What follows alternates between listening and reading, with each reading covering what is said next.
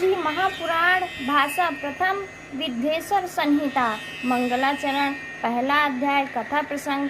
तीर्थराज में मुनियों का विराट सम्मेलन। श्री व्यास जी कहते हैं, एक समय श्री गंगा और कालिंदी के महासंगम क्षेत्र परम पावन प्रयाग में जब मुनियों ने अपना एक विराट सम्मेलन किया, तब महर्षि व्यास जी से परम पौराणिक सूत जी के आने पर सभी लोगों ने अपने अपने स्थान से उठकर उनकी यथाचित अभ्यर्थना की तथा पूजा सत्कार करके हाथ जोड़कर ये प्रार्थना की, हे मुनीश्वर, कल युग में सभी प्राणी पाप ताप से पीड़ित हो सत्कर्म रहित, परम निंदक, चोर, परगामी, पर स्त्रीगामी, दूसरों की हत्या करने वाले, देहाभिमानी, आत्मज्ञान रहित, नास्तिक, माता पिता से द्वेष करने वाले और स्त्रियों के दास हो जाएंगे तथा किसी में भी धर्म नहीं रह जाएगा।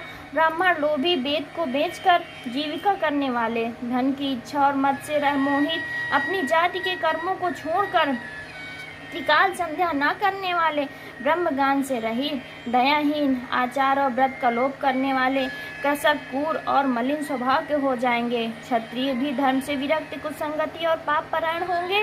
रण से कायरता, धर्म से विमुक्ता, चोरी, नीचता और दासता ही मानो उनका धर्म हो जाएगा। भोगों की लिप्त और कामनियों की दासता उनके जीवन का मुख्य ध्याय होगा तथा गौ सेवा और शरणागत की रक्षा से वे विरत हो जाएंगे। प्रजा पालन से दूर और जीव हिंसा में उनकी बड़ी रुचि हो जाएगी।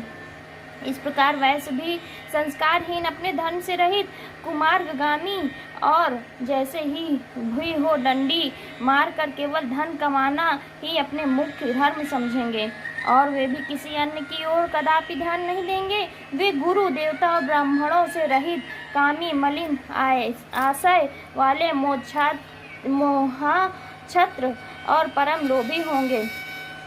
ऐसे शूद्र भी अपने धर्म को छोड़कर तिलक छाप लगाकर ब्राह्मणों का सा आचार करने वाले, नकली तपस्वी ब्राह्मणों के तेज हत्ता, शालिग्राम आदि पाषाण पूजक, होम कुकर्ता, कुटिल ब्राह्मणों के निंदक, धनवान, कुकर्मी, विद्वान, विवादी, धर्मलोकप, राजाकृत, दंभी, महाअभिमानी, क्रूर, वर्ण, धर्म के नाशक, सर्ववर्णों से उच्च और कुकर्मी हो जाएंगे।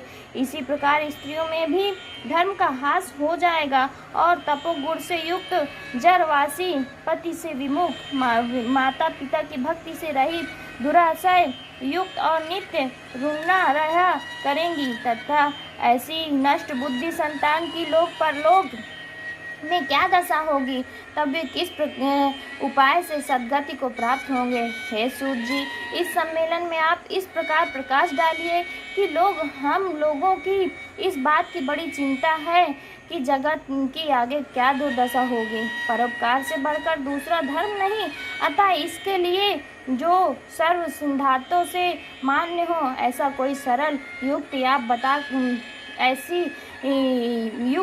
बतलाने की कृपा कीजिए। व्यास जी कहते हैं, मुनियों की ऐसी बात सुनकर परम पौराणिक सूत जी अपने मन में भगवान शंकर का ध्यान करते हुए बोले।